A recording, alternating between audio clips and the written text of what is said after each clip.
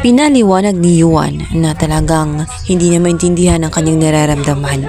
Hindi niya alam kung ginagawa lamang niya ang bagay na yun para masaktan nitong si Ina or makaganti at masatisfy dahil nga sa ginawa ni Ina kung saan naniwala siya na niloloko at nang scam nga itong si Ina at niloloko lamang ang kanyang Lola Oria.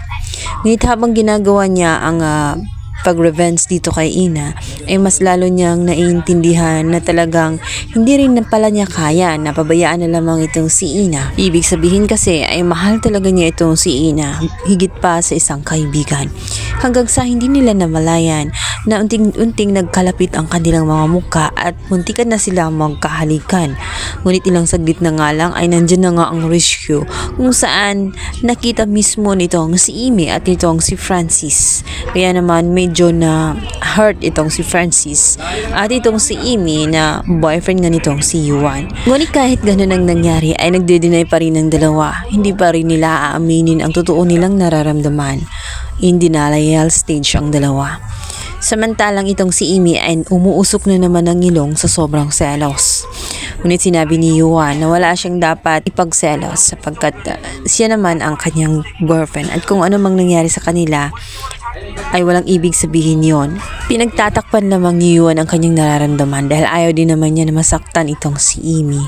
Samantala, galit din si Yuan sa ginawa ni Amy kung saan siyang naging dahilan kung bakit napadpad nga itong si Ina sa baybayin at kung bakit napilitan din siya na sagipin ito. Hindi makakapayag si Amy na magkamabutihan itong si Ina at itong si Yuan kahit gagawa siya ng paraan kung paano mahawakan sa leeg itong si Yuan at magalit na nga ng husto si Ina sa kanya.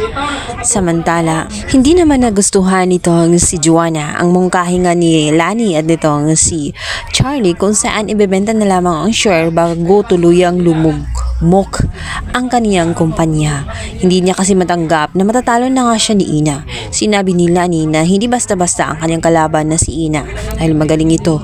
Bukod pa roon, marami na siyang naging utang at mahirap na makabangon ang kumpanya at ang restaurant niya. Ngunit sinabi nitong si Joanna na hindi siya basta-basta susuko, gagawin niya ang lahat. Kahit mag-rebranding siya, gagawin niya ang lahat ng kanyang resources ay gagamitin niya, maibangon lamang muli ang kanyang legacy na nasi. Sa pag-uwi nga nitong si Yuan ay galit na galit itong si Amy. Sinabi niya na hindi niya nagustuhan ang kanyang nasaksihan.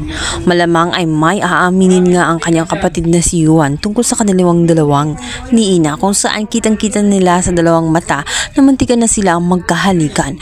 Nagdududa itong si Amy na may namamagitan na sa kanilang dalawa doon sa isla. Ito ang napakalaking tanong. Gagamitin kayo ni Yuan or ipupush kaya nitong si Joanna ang damdamin nitong si Yuan nang sa ganun magamit niya itong si Ina paano makabangon ang kanyang restaurant na nasira.